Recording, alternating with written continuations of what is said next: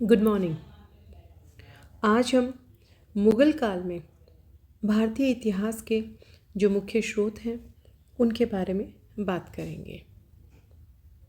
इनमें सबसे पहले हम बाबरनामा की बात करेंगे। बाबरनामा जो है इसे तुजुक बाबरी भी कहा जाता है और ये जो ग्रंथ है इसका लेखक भारत में जो मुग़ल साम्राज्य के संस्थापक था बाबर, उसने की थी और ये वस्तुतः बाबर की एक आत्मकथा है और ये बहुत ही बहुमूल्य ग्रंथ है। इसमें बाबर के जीवन और इतिहास को जानने के लिए काफ़ी अधिक प्रमाणिक सामग्रियाँ मिलती हैं। इसके अलावा तारीख़ रशीदी जो है ग्रंथ जो है इसका लेखक बाबर का चचेरा भाई मिर्ज़ा हैदर है और इसमें जो है उसने काफ़ी सारी जानकारियाँ मुग़ल साम्राज्य के बारे में बताई हैं और बाबरनामा में जो अनेक प्रश्न नष्ट हो गए थे उन वर्षों की घटनाओं की भी जानकारी के लिए तारीख़ रशीदी जो है यही एकमात्र प्रमाणिक ग्रंथ है। इसमें हुमायूं के कन्नौज के युद्ध, हुमायूं का अपने भाइयों से संबंध, इन सब बातों पर प्रकाश पड़ता है। हुमायूं नामा जो है इसकी रचना हुमायूं की बहन गुलबदन बेगम ने की थी और अकबर के अनुरोध पर उसने इस ग्रंथ की रचना की थी और हुमायूं से संबंधित जो घटनाएं हैं उनके बारे में इसमें काफ़ी कुछ बताया गया है। गुलबदन बेगम जो है ये इसके संबंध में इस हुमायूंनामा जो है इसके संबंध में रिजवी महोदय जो है इन्होंने लिखा है कि स्त्री होने के नाते गुलबदन बेगम ने युद्धों का संक्षिप्त विवरण ही दिया है, लेकिन उसने मुग़ल हरम के जीवन और हुमायूं के पलायन जो है इसका बहुत ही रोचक वर्णन किया है। कुछ मामलों में लेखिका ने हुमायूं की कमजोरियों पर पर्दा डालने का भी प्रयास किया है तथा मालदेव के बारे में पक्षपात किया है, लेकिन फिर भी इससे इसकी ऐतिहासिकता या इसकी जो महत्ता है वो कम नहीं होती। इसके अतिरिक्त अन्य ग्रंथ की बात करें तो तज़किरात उल वाक़ियात, इस ग्रंथ का लेखक हुमायूं का निजी सेवक जौहर आफ्ताबजी था। उसने भी अकबर के शासनकाल में अपनी स्मृतियों के आधार पर इस ग्रंथ की रचना की थी। कानूनी हुमायूनी जो है इस ग्रंथ की जो रचना है वो गयासुद्दीन मोहम्मद खान मीर ने की थी। ये बाबर और हुमायूं के दरबार का एक विद्वान दरबारी था और हुमायूं के आदेश पे उसने इस ग्रंथ की रचना की थी। इसमें हुमायूं के अभियानों, आविष्कारों और भवनों के निर्माण का वर्णन किया गया है। इसके अलावा इस ग्रंथ में तत्कालीन सामाजिक और सांस्कृतिक जीवन की भी झांकी मिलती है।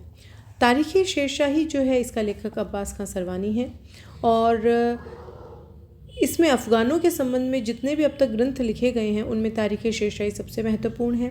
इसमें शेरशाह और इस्लाम शाह के समय का विस्तृत विवरण दिया गया है। इस ग्रंथ की जो सबसे बड़ी कमजोरी है वो ये है कि लेखक ने घटनाओं की तिथियाँ नहीं दी हैं। अकबरनामा जो है इस ग्रंथ का लेखक अकबर का प्रमुख दरबारी अबुल फजल है। उसका पिता शेख मुबारक और बड़ा भाई अबुल फैज भी उसी के समान सुप्रसिद्ध विद्वान व्यक्ति थे। ये जो ग्रंथ है इसको दो भागों में विभाजित किया जा सकता है। प्रथम भाग को भी दो हिस्सों में विभाजित किया जा सकता है। पहला, अकबर का जन्म, तैमूरियों की वंशावली, बाबर और हुमायूं के राज्य का विस्तृत विवरण, और दूसरा, अकबर के सिंहासन रोहन से लेकर 17वें वर्ष के मध्य तक का हाल। ये भाग 1596 ईस्वी तक पूरा हो पाया था। दूसरे भाग में अकबर के शासनकाल के 17वें वर्ष के मध्य से लेके और 46वें वर्ष तक का उल्लेख है। अबुल फजल के बाद प्रथम भाग के दोनों हिस्सों को अलग अलग करके नकल किए जाने लगा और उन्हें अकबरनामा भाग प्रथम और द्वितीय के नाम से पुकारा जाने लगा। दूसरे भाग को भाग 3 कहा जाने लगा। इस प्रकार अकबरनामा जो है ये 3 भागों में विभाजित हो गया था। अकबरनामा जो है ये इसकी अगर हम बात करें तो इसके जो रचयिता अबुल फजल हैं वो अकबर का प्रमुख दरबारी ही नहीं था अपितु घनिष्ठ मित्र भी था और यह तुर्की, अरबी, हिंदी, संस्कृत का विद्वान भी था। अकबरनामा से हमें अकबर के समय की जो इतिहास है उसको जानने में काफ़ी सारी मदद मिलती है। इतिहास के साथ साथ अकबरनामा जो है इससे समकालीन राजनीति पर प्रकाश पड़ता है। प्रत्येक महत्वपूर्ण घटना के साथ छोटी छोटी प्रस्तावनाएं दी गई हैं। इस ग्रंथ में अकबर के धार्मिक विचारों और नीति के बारे में भी पर्याप्त ज्ञान होता है। सबसे बड़ी बात तो ये है कि इसकी जो लेखनी है उसमें अन्य मुस्लिम इतिहासकारों की भांति धार्मिक कट्टरता अथवा सांप्रदायिक विद्वेष की भावना देखने को नहीं मिलती है। इसके अलावा आईन अकबरी जो है ये अकबर के समय की एक अन्य महत्वपूर्ण और कृति है। ये अबुल फजल की दूसरी कृति है। और वास्तव में देखा जाए तो ये ग्रंथ है, ये अकबरनामा के ही अंतिम और निर्णायक अध्यायों के रूप में है। फिर भी उसमें कई नवीन और विशिष्ट बातें हैं जो कि अकबरनामा में नहीं है। इसे हम अकबरनामा का परिशिष्ट कह सकते हैं। इस ग्रंथ के भी 3 भाग हैं। अकबर की शासन प्रणाली की जानकारी की दृष्टि से ये एक बहुमूल्य रचना है। इसके अलावा मुंतखब उत तवारीख, इसका लेखक अकबर का समकालीन विद्वान अब्दुल कादिर बदायूनी है और ये ग्रंथ भी, इसके भी 3 भाग हैं। पहला भाग जो है उसमें दिल्ली के सुल्तानों बाबर और हुमायूं के शासनकाल का वर्णन है। दूसरे भाग में 1595 ईस्वी तक अकबर के शासनकाल का उल्लेख है और तीसरे भाग में मुसलमानों और संतों का वर्णन है। इसके अलावा तबकाते अकबरी, इस ग्रंथ का लेखक जो है वो ख्वाजा निज़ामुद्दीन अहमद था और ये जो ग्रंथ है ये, इसमें तबकाते अकबरी जो है इसमें 987 से 88 ईस्वी से लेके 1593 से 94 ईस्वी तक का भारत का इतिहास उपलब्ध है। इसमें न केवल बाबर, हुमायूं और अकबर का विवरण है अपितु देश के प्रांतीय मुसलमान राज्यों का भी वर्णन है।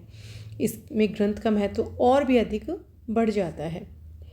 तुजुके जहांगीरी, जिसे कि जहांगीरनामा भी कहा जाता है, ये भी मुगलकालीन इतिहास जो है उसको जानने में एक महत्वपूर्ण ग्रंथ है और इस ग्रंथ को जहांगीर के संस्मरण, वाक़यात जहांगीरी, इकबालनामा आदि विभिन्न नामों से पुकारा जाता है। वस्तुतः जहांगीर की आत्मकथा की अनेक प्रतिलिपियां विभिन्न नामों से भिन्न भिन्न स्थानों पर मिलती हैं। ये जो तुजुके जहांगीरी है इसका बहुत सा भाग जहांगीर ने लिखा है। इसके बाद ये काम मोहम्मद खां को सौंप दिया गया था।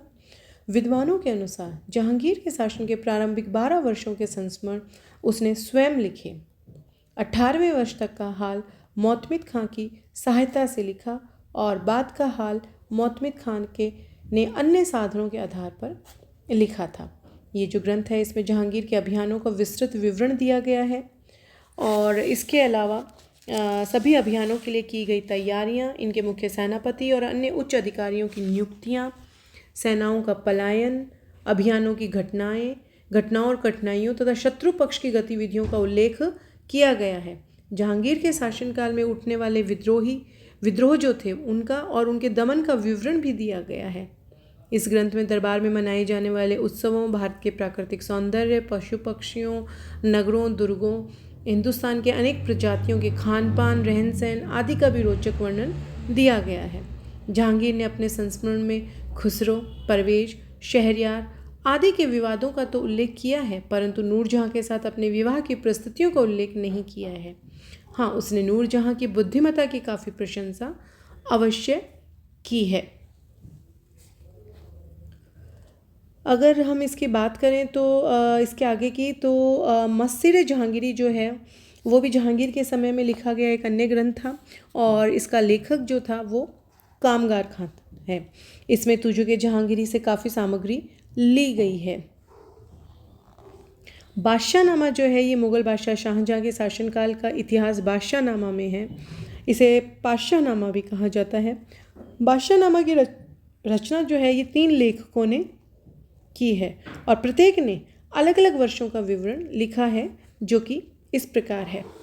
सबसे पहले मोहम्मद अमीन कजवीनी, इन्होंने शाहजहाँ के जन्म से लेकर उसके शासनकाल के 10वें वर्ष तक का इतिहास जो है वो लिखा है।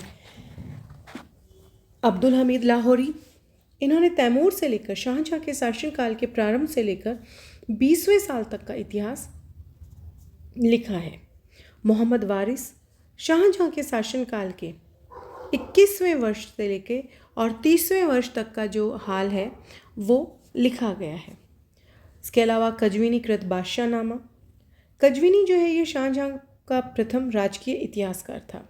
शाहजहाँ ने अपने शासन के 8वें वर्ष में अपने राज्य का इतिहास लिखने का आदेश दिया।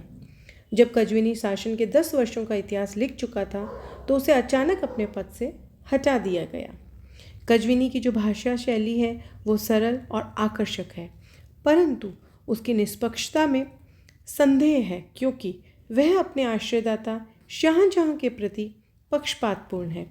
फिर भी शाहजहाँ जो है इसके शासन के प्रारंभिक 10 वर्षों की जानकारी के लिए ये एक महत्वपूर्ण ग्रंथ है।